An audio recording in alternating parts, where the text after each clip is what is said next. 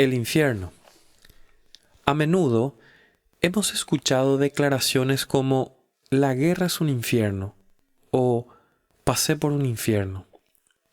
Estas expresiones, por supuesto, no se toman literalmente. Más bien, reflejan nuestra tendencia a usar la palabra infierno como un término descriptivo para alguna experiencia humana horrible. Sin embargo, ninguna experiencia humana en este mundo es comparable al infierno. Si tratamos de imaginar el peor de todos los sufrimientos posibles en el aquí y ahora, no nos alcanzará toda nuestra imaginación para llegar a entender la espantosa realidad del infierno. Se trivializa el infierno cuando se usan maldiciones comunes.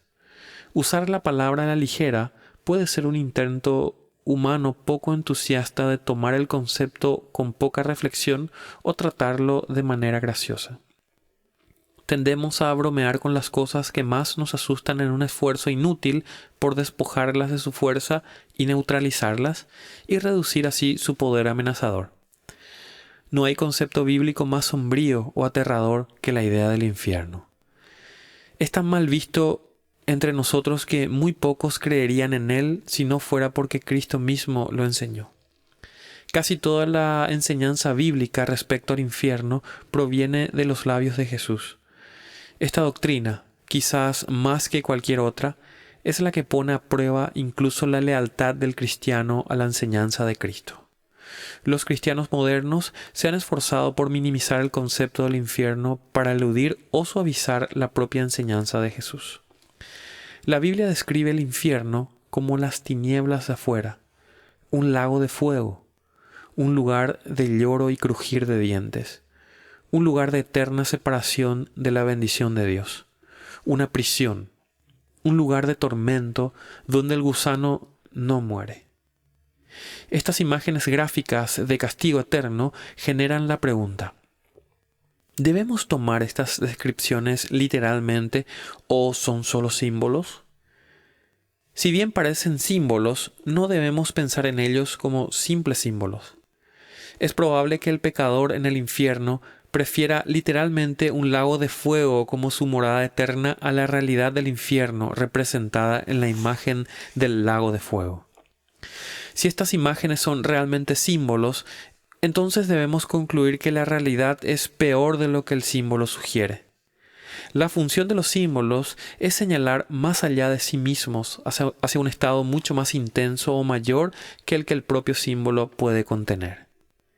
El hecho de que Jesús usara los símbolos más terribles que uno pueda imaginar para describir el infierno no es ningún consuelo para aquellos que los ven solo como símbolos.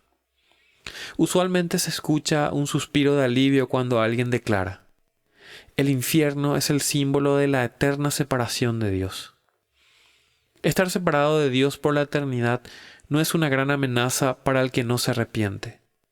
El impío solo quiere estar separado de Dios. Su problema en el infierno no será la separación de Dios.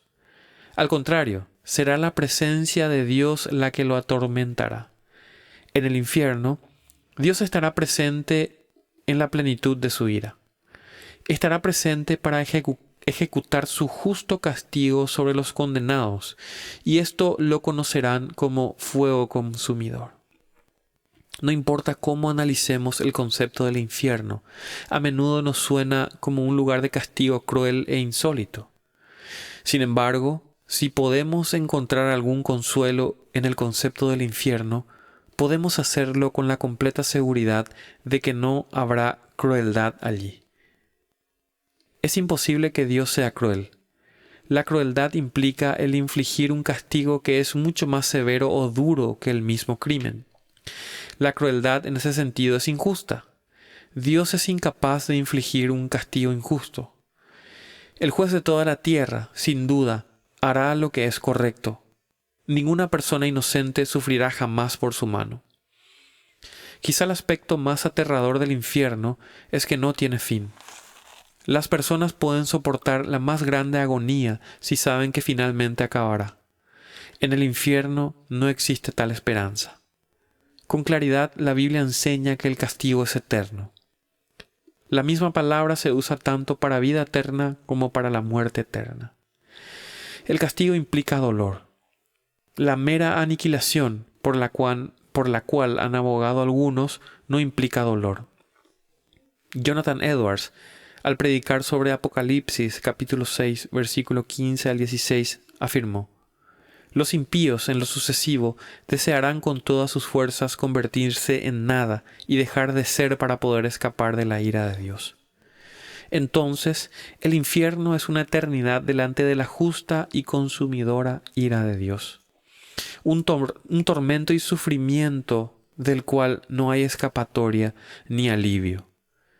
Entender esto es fundamental para apreciar la obra de Cristo y para predicar su evangelio.